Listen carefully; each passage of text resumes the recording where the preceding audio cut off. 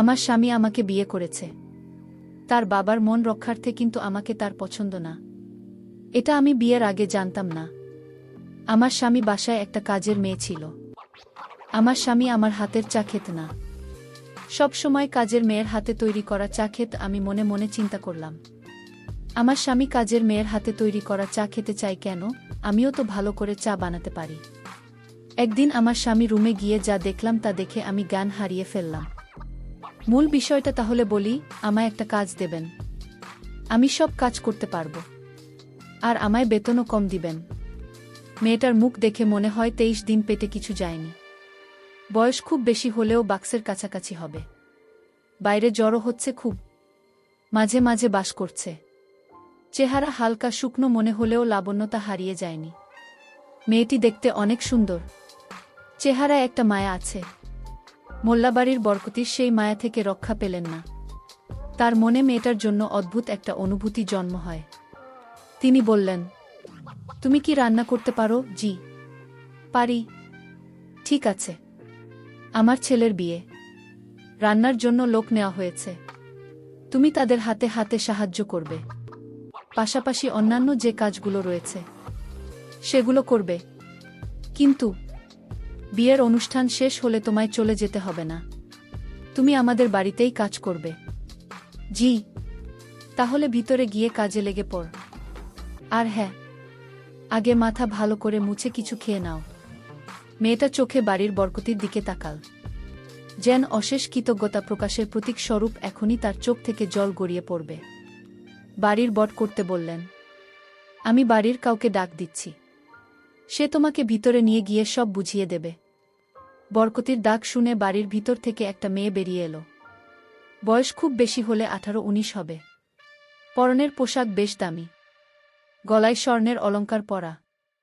মনে হয় এই পরিবারের কোনো সদস্য হবে, বা কোনো আত্মীয় হতে পারে। মেয়েটা এসে বলল, ফুপি আমায় দেখেছে। হ্যাঁ রে, শোন, এই মেয়েটা আজ থেকে আমাদের বাড়িতে কাজ করবে। ওকে ভিতরে নিয়ে গিয়ে আগে কিছু খাওয়াবি, তারপর কাজগুলো বুঝিয়ে দিই। ঠিক আছে ফুপি। মেয়েটা বাড়ির ভিতরের দিকে গেল। বাড়ির বরকতি এতক্ষণ লক্ষ্য করেননি, কিন্তু এবার তিনি লক্ষ্য করলেন মেয়েটার চেহারাটা অনেক সুন্দর। শহরের সবচেয়ে বড় বিজনেসম্যান হিসেবে যদি কারো নাম সবার আগে আসে, তাহলে নিঃসন্দেহে তিনি হলেন মোহাম্মদ কাশেম মোল্লা, আর তার স্ত্রী হলেন আফসানা বেগম। মোল্লাবাড়ির বড়কর্তা হলেন মোহাম্মদ কাশেম মোল্লা এবং ভর্তি হলেন আফসানা বেগম। শহরের মাঝখানে 3 তলা বিশিষ্ট বড় একটা বাড়ি আলো ঝলমল করছে। শান শৌকত ও আভিজাত্যের ছোঁয়া পাওয়া রাজকীয় এই বাড়িতে বিয়ের আমেজ। বাড়ির একমাত্র ছেলে সোহাগ মোল্লার বিয়ে। আত্মীয় স্বজন ও তাদের কোলাহলে মুখর পুরো মোল্লাবাড়ি। সোহাগ নিজের ঘরে পোশাক পরে রেডি হচ্ছে, বাহিরে বন্ধুদের সাথে আড্ডা আছে। সোহাগ দেখতে অনেক স্মার্ট, যে কোনো মেয়ে তাকে পছন্দ করবে। তার বয়স 25 পেরিয়েছে, 2 মাস আগেই 25তম বার ধরে চলে গেছে। স্টাইল করা মাথার চুলে তো কোনো কথাই নেই। সোহাগ তাড়াতাড়ি নিজের ঘর থেকে বেরিয়ে এলো। তাকে এইভাবে অবস্থায় দেখে বৃষ্টিই বলল, এভাবে সে যেগুজে কোথায় যাওয়া হচ্ছে? সোহাগ তাড়াহুড়োর মধ্যে উত্তর দিল, ফ্যানদের মিট করতে যাচ্ছি। মা কোথায়? বাহিরে।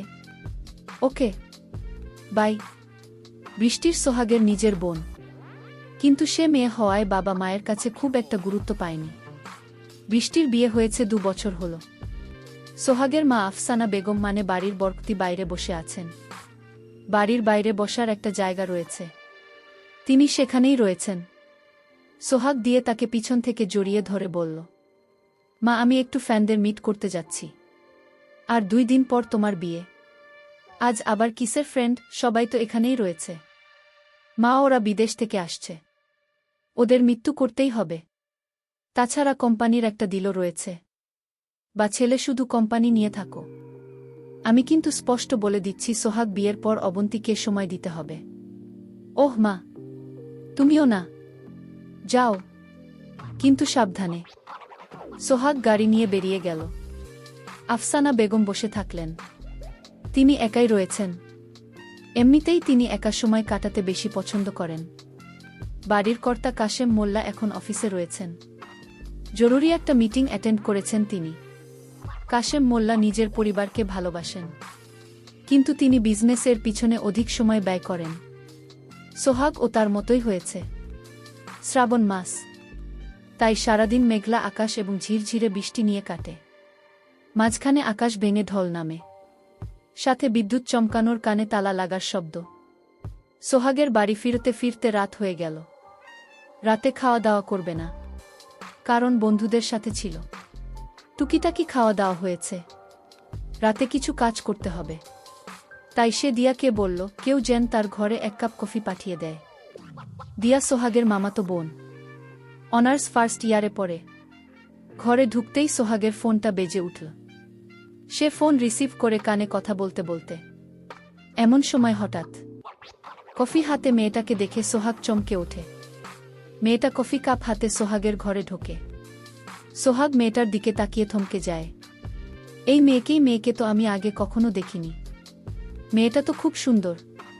মেয়েটার চোখ দুটি এত সুন্দর কেন? আমি এই মুখখানা দেখে আমি এক অবাক দৃষ্টিতে চেয়ে রইলাম। মাশা আল্লাহ, আল্লাহর কি অপরূপ সৃষ্টি! আমার কাছে মনে হচ্ছে পৃথিবীর সমস্ত সৌন্দর্য মেয়েটির চেহারার ভিতর দিয়ে দিয়েছে। আল্লাহ যেন নিজ হাতে তাকে তৈরি করেছেন। আমি তাকে দেখে আমার মুখ দিয়ে কোনো কথাই বের হচ্ছে না। কিন্তু এই মেয়ে কোথায় থেকে আসলো? এর আগে আমি কখনো তাকে দেখিনি।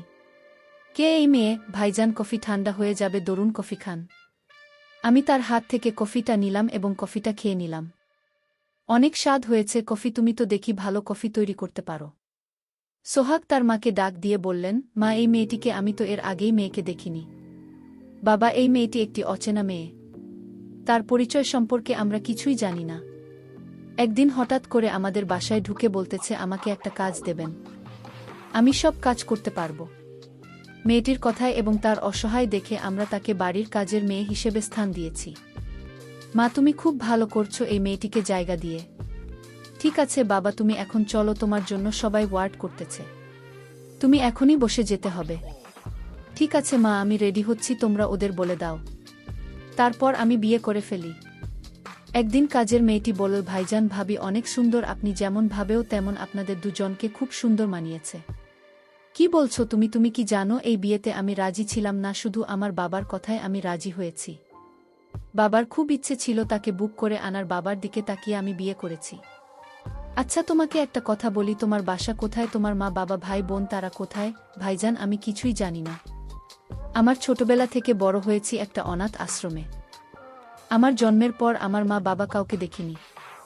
আমার মা বাবা কোথায় থাকে, বেঁচে আছে কি না মরে গেছে, তা আমি কিছুই জানি না। মেয়েটি এই কথা বলার সাথে সাথেই হালিমা করে কান্না শুরু করে দিয়েছে। আমি বললাম, তুমি কাঁদছো কেন? মেয়েটির কান্না আমি কিছুতেই তা মানতে পারছি না। মেয়েটিকে বললাম, তুমি কেঁদো না, তুমি এই বাড়িতে থাকবে। তোমার যখন যা প্রয়োজন হবে আমাকে বলবে, আমি এনে দেব, ঠিক আছে? এখন আর কেঁদো না। আচ্ছা, তোমার নামটা কি? যেহেতু তুমি বাড়িতে আছো সেহেতু তোমার নামটা জানা দরকার, তোমায় কি নামে ডাকবো? মেয়েটি বলল, দেখুন ভাইজান, আমার নাম অনাথ আশ্রমের সবাই মমিনা ডাকত। আচ্ছা ঠিক আছে, এখন থেকে তোমাকে মমিনা ডাকব। আচ্ছা যাও, এখন গিয়ে ঘুমাও। পরদিন সকালে দেখি ভাইজান ভাবের সঙ্গে কি নিয়ে যেন কথা কাটাকাটি করতেছে।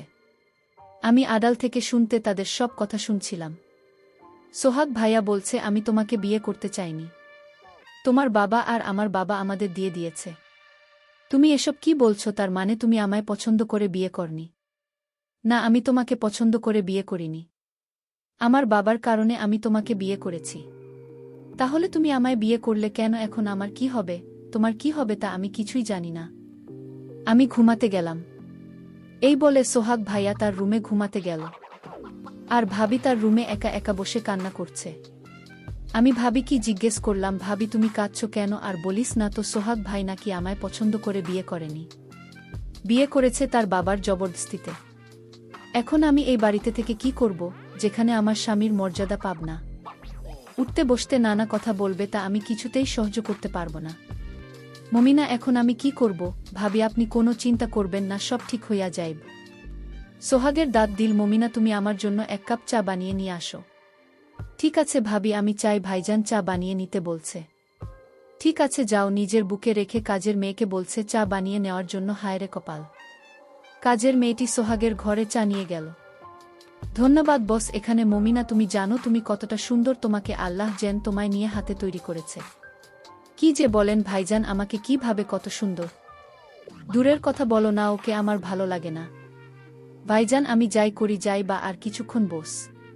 তোমাকে একটা কথা বলতে চাই। কি কথা ভাইজান? এই মুহূর্তে ডাক পড়ল, কাজের মেয়েটি কোথায় গেল? মা ডাকছে আমায়, আমি যাই।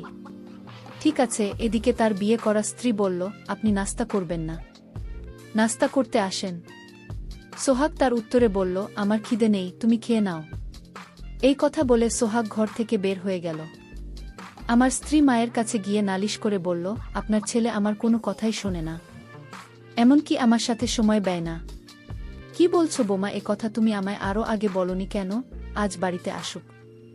রাতে যখন সোহাগ ঘরে আসলো তখন তার মা জিজ্ঞেস করলেন, বোমার কোনো কথা রাখো না কেন? বৌমাকে তোমার পছন্দ হয়নি? না না, তুমি তোমার বৌমাকে নিয়ে তুমি থাকো। কেন বাবা, তুমি তো বিয়ের আগে এমন ছিল না, এখন এমন হলে কেন? কি হয়েছে তোমার? আমার কিছুই হয়নি মা, আমি ঠিক আছি। মা, আমি ঘুমাব, ডিস্টার্ব করো না তো। সোহাগ তার রুমে গিয়ে মমিনাকে ডাকল, মমিনা, এক কাপ চা দেবে আমায়? জি ভাইজান, আমি জানি, আসছি। সোহাগ ভাই রুমে চা নিয়ে যেতে বল, বস মনিনা। না ভাইজান, আমি বসবো না, আমার কাজ আছে, ঘরে রান্না বান্না করতে হবে। আরে রাখো তুমি কাজ, আমি তোমায় একটা কথা বলতে চাই। উদ্দিন মায়ের জন্য বলতে পারিনি। বলেন ভাইজান, কি বলবেন? মমিনা, আমি তোমাকে বিয়ে করতে চাই, তোমার কোনো আপত্তি আছে? ভাইজান, কি বলছেন? আপনার কি মাথা ঠিক আছে? আমি একটা সামান্য কাজের মেয়ে, আমি অনাথ আশ্রমে বড় হয়েছি, আর বিপদে পড়ে আপনার বাসার কাজের মেয়ে হিসেবে আমাকে আপনার বাবা মা আমাকে জায়গা দিয়েছে। আমি কি আর আপনি কি? মমিনা, আমি কিছুই বুঝি না, তুমি কি, তোমার পরিচয় কি? আমার কিছুই জানার দরকার নেই। আমি তোমাকে বিয়ে করে আমার ঘরের আজ রানী করে রাখব। আমাদের এই সকল কথা ভাবি মানে শোভনের স্ত্রী আড়াল থেকে শুনে কান্না করতে শুরু করে দিল। কান্না করতে করতে তার রুমে গেল, বিছানায় শুয়ে শুয়ে কান্না করতে লাগল। এমতাবস্থায় সোহাগের মা বৌমাকে কান্না করতে দেখে জিজ্ঞেস করল, কি হয়েছে বৌমা, তুমি এভাবে কাঁদছ কেন? এভাবে কেন কাঁদছি? আমার সাথে আসুন, দেখুন নিজে চোখে কাজের মেয়ের সাথে আপনার ছেলে রোম্যান্টিক গল্প করছে, তাকে সে বিয়ে করতে চায়। আমি তাদের সব কথা শুনেছি। সোহাগের মা রাগান্বিত হয়ে ডাক দিল, এই মেয়ে কাজের মেয়ে, আমি তোকে আমার বাড়িতে জায়গা দিয়ে কি ভুল করেছি? তুই আমার ছেলের সাথে গল্প করার জন্য এখানে এনেছি, আমার ছেলেকে বিয়ে করার স্বপ্ন দেখছিস? না না, আমি আপনার ছেলেকে বিয়ে করতে চাইনি, আপনার ছেলে আমাকে বিয়ে করতে চায়। এই কথা বলতে সোহাগের মা আমাকে একটা থাপ্পড় মেরে বলে বের হয় আমার বাড়ি থেকে। সোহাগ তখন বলল, মা, মমিনা এই বাড়িতেই থাকবে। মমিনাকে আমি ভালোবাসি মা, আমি তাকে বিয়ে করে এই বাড়িতে রাখতে চাই, আমি তা কিছুতেই হতে দেব না। আমি বেঁচে থাকতে মা চোখ তুই আমাকে মা বলে ডাকবে না। মায়ের কথা শুনে সোহাগ স্তব্ধ হয়ে গেল। ঠিক আছে মা, আমি বাড়িতে থাকব না।